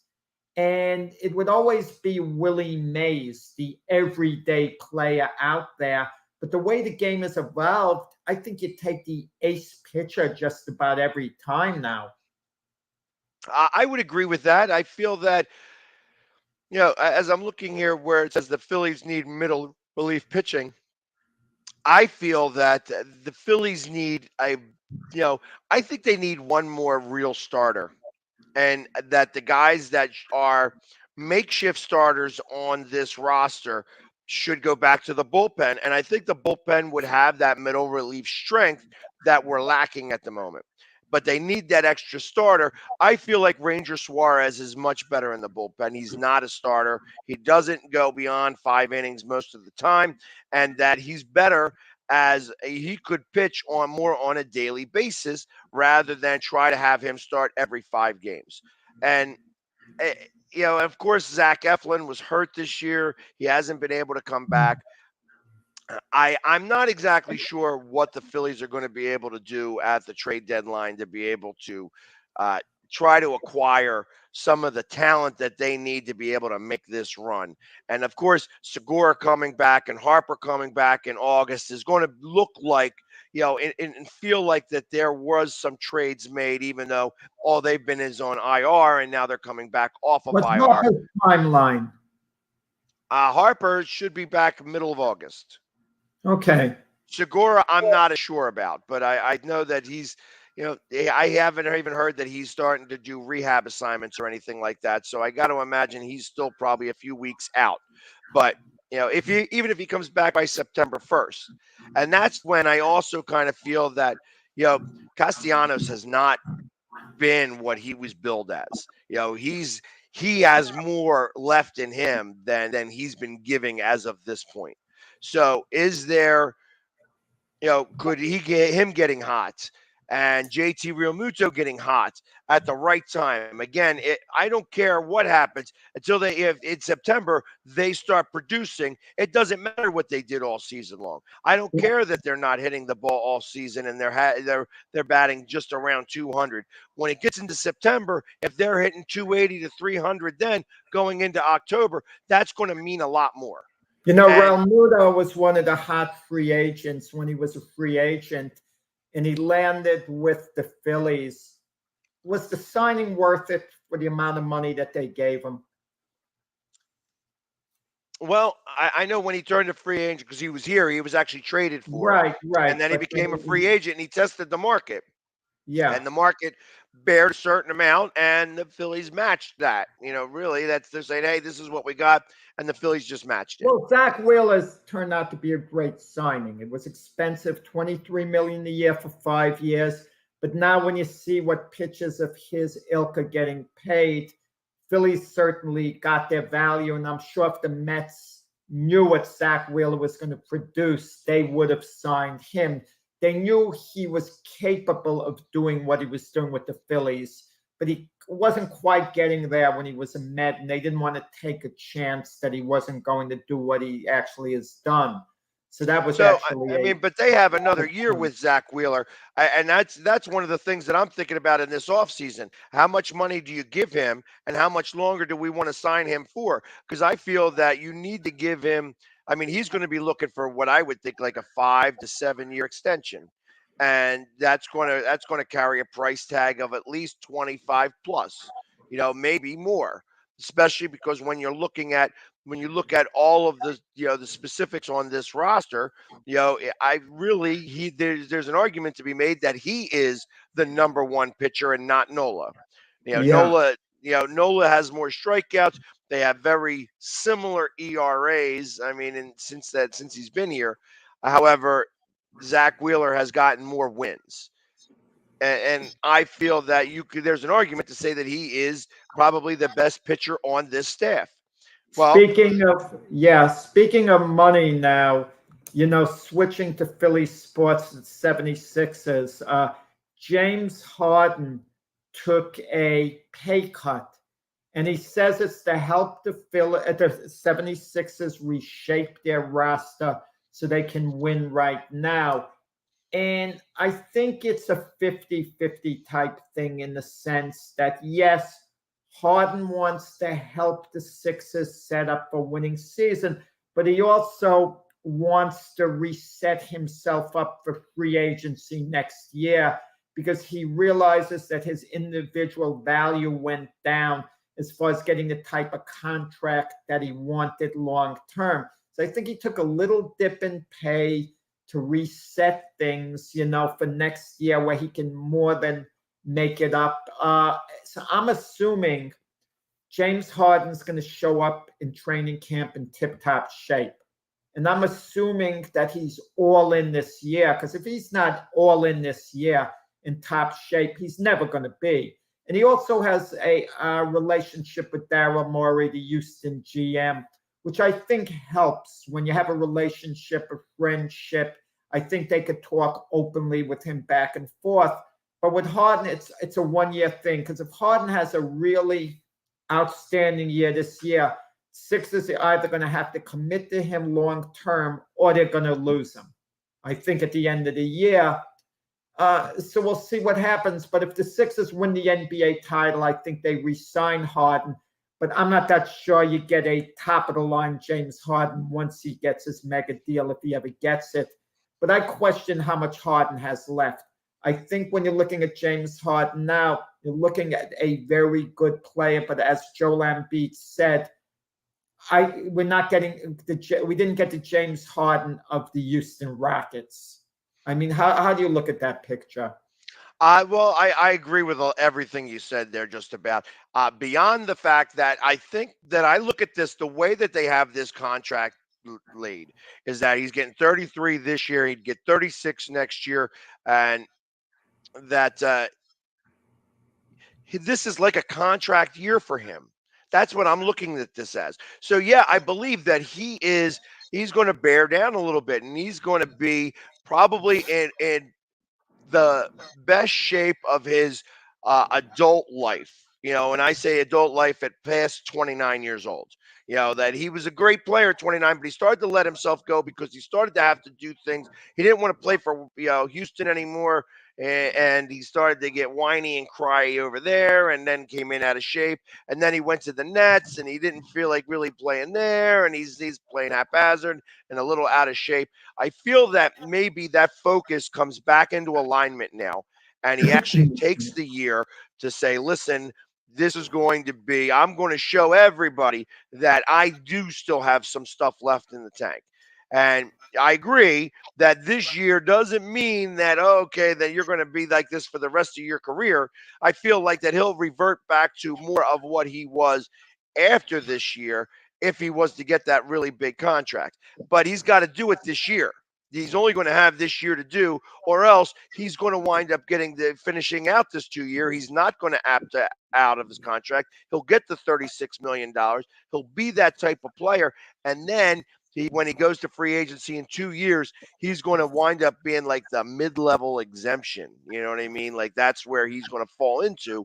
And I don't know that Harden wants to be in that spot. No. But Harden's had 3 stops, and he's wanted out of every stop. He was with OKC. He basically demanded to be traded. He was kind of third fiddle at the time next to, Durant and Westbrook. But he kind of wanted, for whatever reason, they traded a talent like that. And the report was that he kind of wasn't happy there. I don't know. Maybe I'm wrong on on that. That's just a rumor. Then he went to Houston, and he was a pretty, good teammate at Houston for a lot of years. But I think it got to the point where Houston really got to be a weak team, and he had no chance at a championship. And he just didn't want to be around a situation like that. And I can't blame him that much because he was with Houston a long time. But he was a bit unprofessional because he'd show up to camp at Houston out of shape so he could collect his money. But now, and that was the start of maybe his injuries. He went to the Nets. He had a really top-of-the-line first year, there. He lost out to Embiid for the MVP. I believe that. Embiid got the MVP, right? I think he beat Harden. Embiid does not have an MVP. No, he doesn't have one. I think, was it Giannis who got it? Probably Giannis that year. It was Giannis that year, right. or because it was Luka. Well, it's been Luka for the last 2 years, so he's only been there. Right, For okay. Right. So what happened? But then he had the hamstring thing. The Nets had a really good thing. If you didn't have the hamstring injury, maybe the Nets win the NBA title. I don't know. But the point is, he wanted out from the Nets. Maybe it was the Kyrie drama. I can't tell for sure. But something about playing for the Nets was a real turnoff. Now he's with the Sixers. If he doesn't have a year that he enjoys, he's going to want out. He's going to want a change of environment once again. And if that's the case, where does that leave the Sixers going forward? Because you can't count on Tobias Harris to rebound. Maybe he does. We're not sure. Will Maxey take the next step forward? Maybe he does. And the big one is Joel Embiid.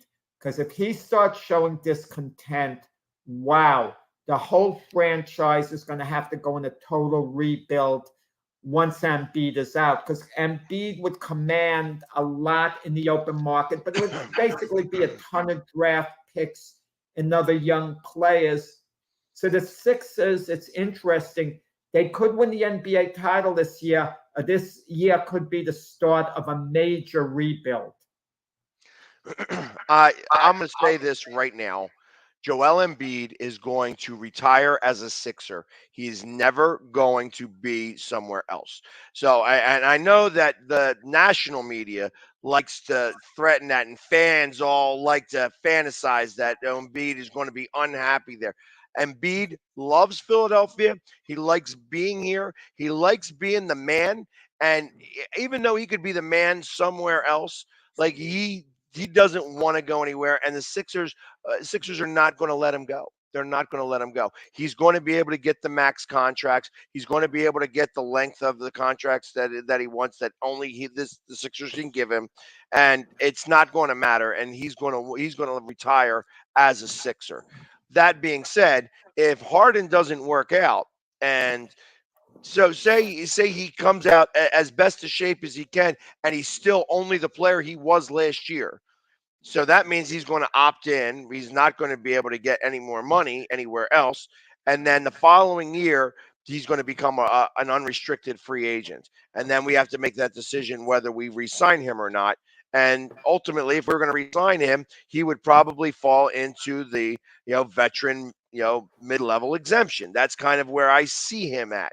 Sixers give Embiid whatever he wants. They give him the Sixers. He's going to get a supermax. He's going to get a supermax. They got to keep him. They want to keep him happy, not with the money, because that's a no-brainer. They're going to give him whatever they can. The supermax, and right. The league set it up very nicely, because if a player doesn't take the supermax from his team, he's getting less elsewhere.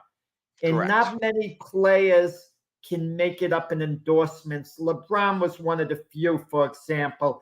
He'll have these outside endorsements where you could kind of make it up to take, a bit less. But you know what it is in the NBA? Danny Ainge pulled off a great deal with the Timberwolves, and he set the market in a crazy way, and everything is out of whack. Because for what he got back for Rudy Gobert, he got 5 number 1 draft choices, and he got 2 guys who are going to help immediately, in Malik Beasley and Patrick Beverley.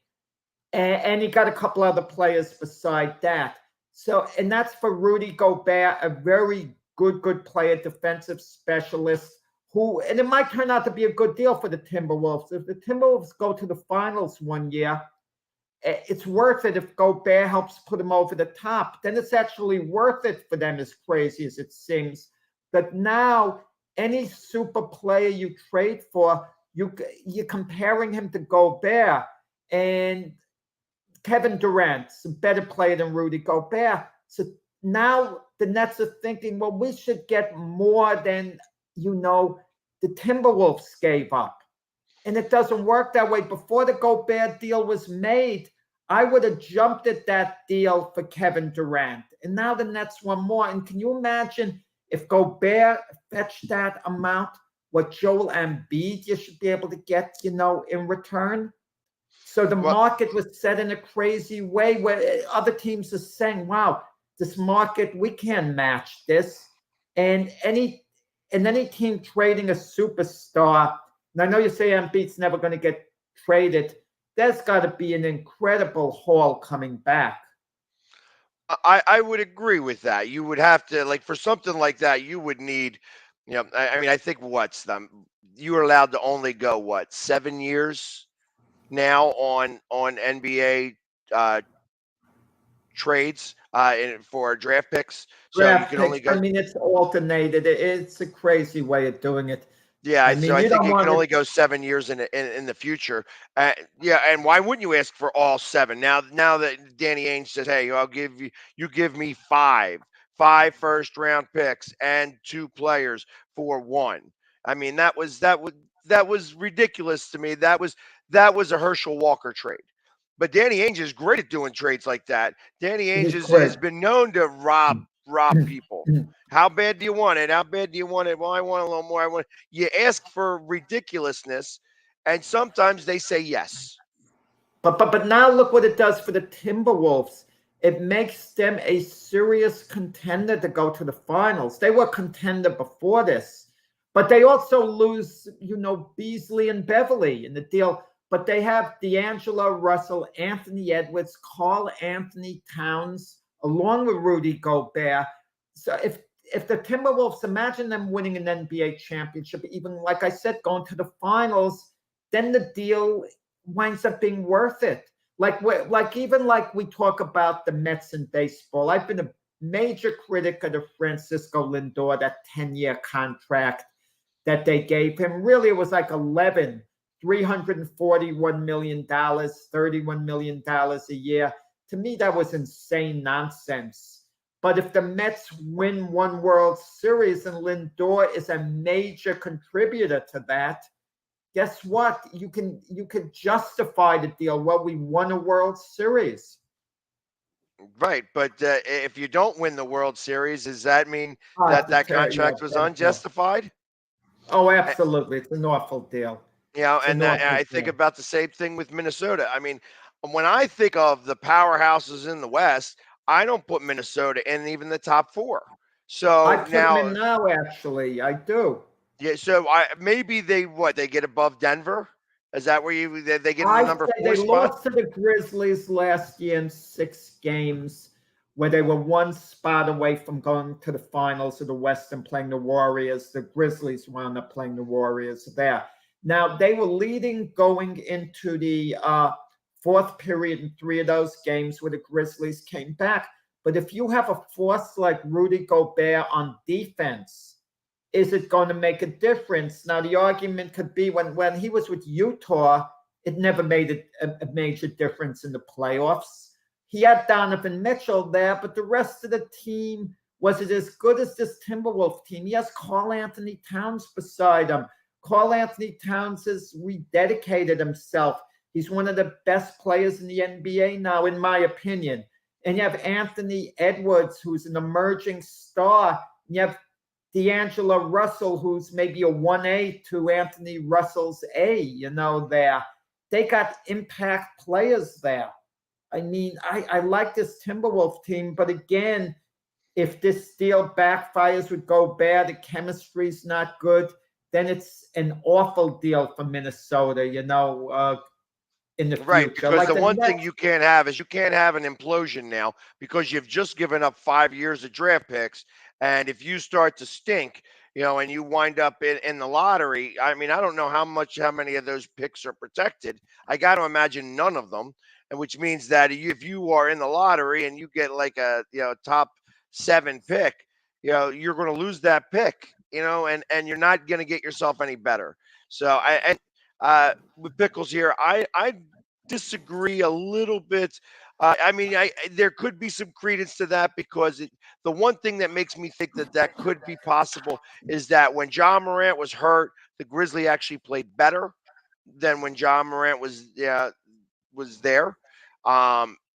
It makes me wonder if John Morant is actually too much of a ball hog and unable to pass the rock around enough yeah, where you're they're more calling of a him the complete team. Russell Westbrook of the Grizzlies? Well, I'm just saying facts are facts, and that when John Morant was hurt, the Grizzlies played better, at least statistically better than when he was there with them. So, but they did get to the Western Conference Finals. I thought that they could have probably played a little bit better against the Warriors. I felt that the Warriors were on a mission to try to take over the championship.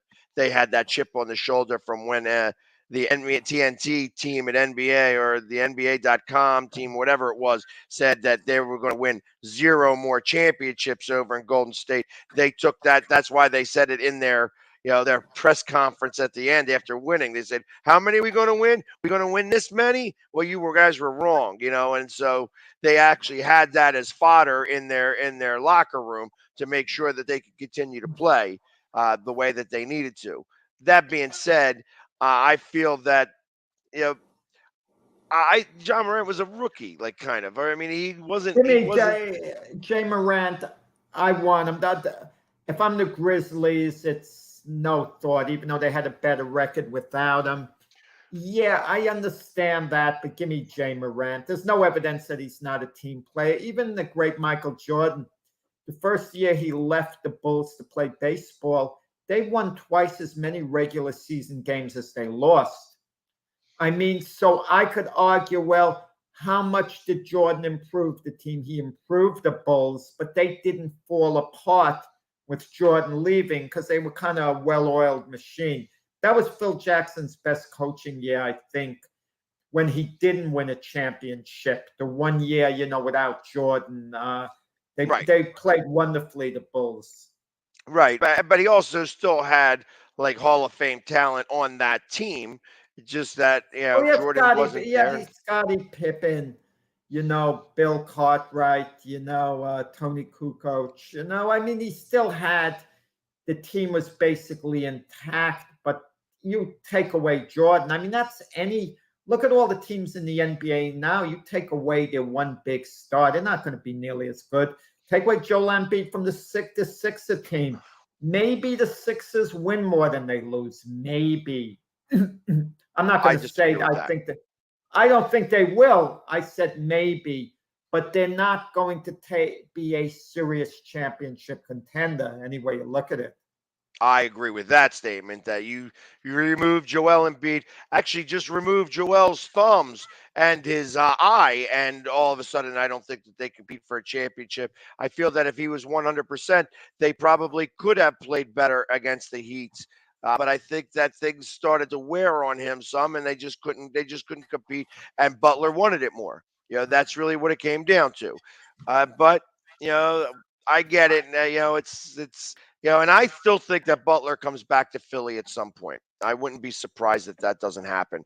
But it's not going to happen anytime real soon. But I feel that at one point back in their careers, they're going to meet up again, Joel Embiid and Jimmy Butler, and they're going to play on that same team.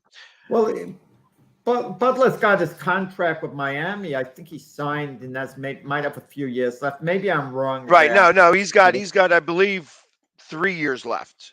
So, and at the end of that 3 years, or towards the end, is there possibly going to be a trade or off season? Who knows? I'm just saying that I believe that at one point in the remaining portions of both of their guys' career, they will play again with each, on the same team. I said something before I shouldn't have said about Russell Westbrook. Is he, a player that Russell Westbrook of his team? That wasn't necessary for me to say, because one thing about Russell Westbrook, he plays the game hard. No one could take that away from him. He lays it all out on the court. He has a bundle of energy, and I'm hoping at some point in his career he proves a lot of us wrong and goes out there and is part of a championship team. A major contributor on that team. I don't know what team it might be on. Is he coming back to the Lakers? That's the mystery that we're not sure about. Devin Ham, the new coach, said how much he likes Russell Westbrook, how much he's looking forward to him being on the team. Were they just words, or did he mean them? I don't know. I get the feeling he meant it because they had a phone call. They said they had a 4-way phone call from all of the majors, all those major guys that were in on the Lakers, and they all reconfirmed to each other. So that Westbrook was in the mix, AD is in the mix, that the LeBron is in the mix. So we'll see if that's really the case. Again, I think age is the biggest Kyrie problem in the mix with the Lakers. I doubt it. I don't think Kyrie moves. I don't think that Durant moves. I think that they remain I Nets. get the feeling sometimes you just hang around, and it's I don't want to use the word beneficial, but Kyrie maybe might retire as a Net, as crazy as it seems now, because if the Nets can't find the right deal, and they don't find the right deal for Durant, they might run it back one more year. And I think they're going to have. I think they're going to have choice. Year. But imagine Kyrie has a great year. He's all in all season long, and has a great attitude. Gets along with his teammates, the front office. Maybe he gets a contract from the Nets. Durant is under contract for 3 more years after next year. Could you imagine the Nets win an NBA championship? They maybe give Kyrie that contract. He becomes the toast of Brooklyn, with Durant. I mean, you never know how crazy these things work out. I mean, with that said, I don't see it happening. Okay, I was just, I feel like that was a lot of fantasy land stuff there. And I know that Ben Simmons could be the wild card in that mix. Is he going to play? Is he not going to play? Is he going to cry about it? Is that whole dynamic possibly a cancer in the locker room, or is that going to be something that will actually bear some fruit, and that the Nets could make a jump in the playoffs? I don't think that that'll happen, but anything is possible. Hey, real quick, in the last few minutes, because I've been dying to talk about this, and I know that we kind of skirted it a little bit. The Red Sox right now are on a 4-game losing streak, and this is yesterday's game was the first game that they did not let up 10+ runs in the last 4, and right now they are only a half a game up on the Orioles for possibly getting in the bottom of the AL East. Have the wheels come off in Boston? Is this team completely fallen apart? They've only won 2 of their last 10. They've given up literally 14, 13, 28, and 4 runs in the last 4 games without their bats really doing very well. They've got 1, 2, 5, and 1 runs for their team. Well, is the wheels falling off in Boston? I'm going to comment on the Red Sox in a second, but the wheels might fall off the Las Vegas bookmakers if the Orioles win the World Series, because in the beginning of the year, you could get 2,000 to 1 odds pegs on the Orioles to win the World Series. Imagine that, like 2,000 to 1. Right. I heard those are crazy off-the-wall odds. And imagine you put your money down, the Orioles win the World Series. I mean, but with the Red Sox, keep in mind, the Red Sox started this season terribly. It looked like they weren't even going to contend, and then they put it together, and they put themselves in a wild card spot. Recently, they've been playing very poorly. I mean, their pitching has been awful, and you're not sure what to make out of that team. Having infielders like Bogarts and Divas, it doesn't get any better than that. And, you never know with the Red Sox, because they not only the 2 guys I just mentioned, but they have Chris Sale, they have Eovaldi, they have impact players there. I'm not giving up on the Red Sox. I just think they hit a bad patch, basically. And they'll be contending for playoff position before it's over. It's easy to say, and we have fun with it. The Orioles only a half game behind them. But the Red Sox only, like 3-4 games. I'm saying this off the top of my head. behind the Blue Jays, behind the Rays. I mean, they're right there if they just stabilize and start playing well. They're just going through an awful patch now. But with that said, you have to right the ship because in 1 week we're going to be into August. And if this goes on for a few more weeks, the season could get away from you. That's the whole thing. Keep things within range. The way the Phillies are now, you're a little outside the playoff position, but everyone is within your sights. It's like the runners with the world championships at track and field. You don't lose contact with the runners ahead of you. And then at the right time, you surge and you get your position. And that's why I think the Red Sox are now. But they need Chris Sale, who hurt his, pinky in his last outing. He got hit with a ball, got, slight fracture. They need him back, a Voldy. They need guys those guys got to be your stoppers. When things are going bad, we don't hear the term in sports anymore, stopper. And that's what a team needs, an ace pitcher to come, put a stop to the chaos going around your team, win a game, and get the ship righted. And that's what the Red Sox really, need badly now. J.D. Martinez, he's in his last year. He's been, good on and off. And, they just need the guy, everything to come together. But they do have the pieces. They do have the talent where it could come together and they can, still make into the playoffs again the way they did last year. Yeah, I'm not sure about that. I feel like that 11-run fifth inning that Toronto gave in them, all with 2 outs and nobody on, I think that's demoralizing, and I think that could be the sign of things to come. Where you said they started off this season really poorly, and then they came on strong. They won a lot of games, and now they're starting to falter again. I'm not sure that they are going to be able to compete and get a wild card spot. I think that Baltimore is actually playing better ball than they are. And, when you're playing teams like the Yankees aren't going to take it easy on the Red Sox. Toronto, obviously, right now is not taking it easy on the That Red was my Sox. pick to win the World Series. Everyone's talking about the Yankees and the Astros. I picked Toronto in the beginning of the year, and I'm sticking with them. And they are getting it together now and being the type of team I thought they were going to be. Yeah, well, I feel like in the opposite way, the 11 runs with nobody on and 2 outs, that actually propels a team.